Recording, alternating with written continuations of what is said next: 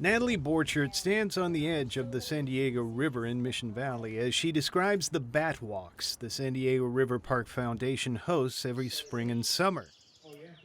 Warm weather and the insects that come with it have brought bats out of their hibernation. One cool thing about bats, they navigate and hunt using echolocation, where their high-pitched squeak bounces off of bugs in their path. It's like when you stand in a canyon and you say, echo, and you hear it back. That's exactly what the bat is doing. They're sending out a frequency, and then based on what they get back, they can tell how far away that bug is. Bats live all over San Diego. They're fond of roosting under freeway bridges. San Diego bat walks are very popular. In fact, Borchert said they've had to cap attendance. She chose this part of the river for a walk due to accessibility, a good supply of river bugs, and condo buildings with red tile roofs on either side. Bats squeeze between the tiles for cover. It's part of their urban habitat.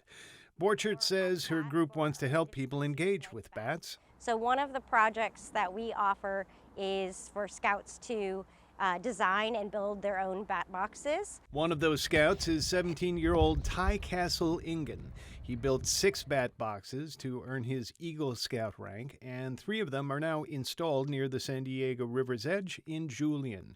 He said the bat box gives the animal a safe place to live in that area.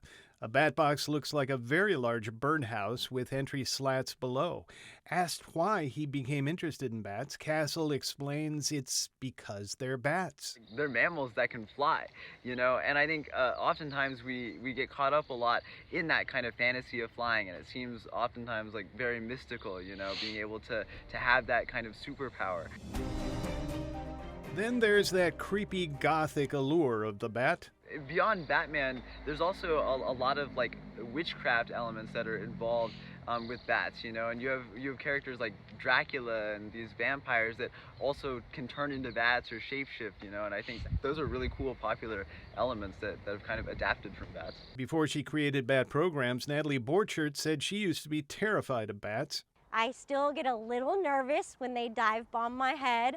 I have heard that possibly it's because I have the light-colored hair and the insects reflect well off of the hair, and so the bats come very close to you. Don Endicott points out the bat is not aiming for your head. There are all sorts of myths about bats. They attack you. Well, they don't. They'll get in your hair. Nope. They'll drink your blood. There are 3 species of vampire bats, none north of central Mexico, so none here. Endicott is a retired engineer, a self-taught bat expert, and a guide at many local bat walks. He said San Diego has a terrific biodiversity among its bats.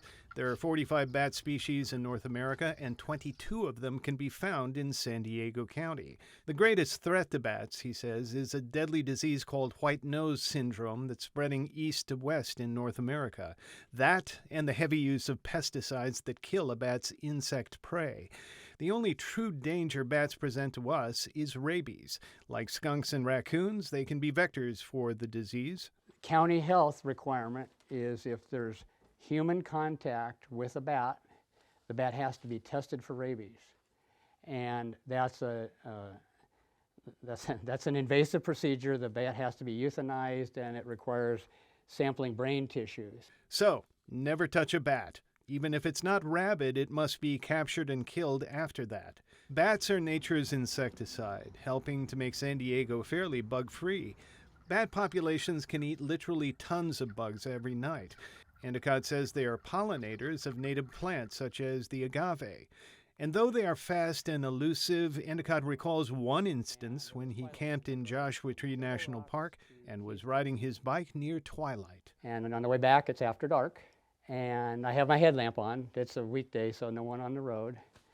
And I look to my left, and there's a bat flying, basically my wingman, right off my shoulder, following me down the road, because undoubtedly I'm bringing up insects to the light. One more thing about bats, they are not flying rodents. They are members of the Chiroptera family, and they bear a closer relation to primates than they do to mice. Thomas Fudge, KPBS News.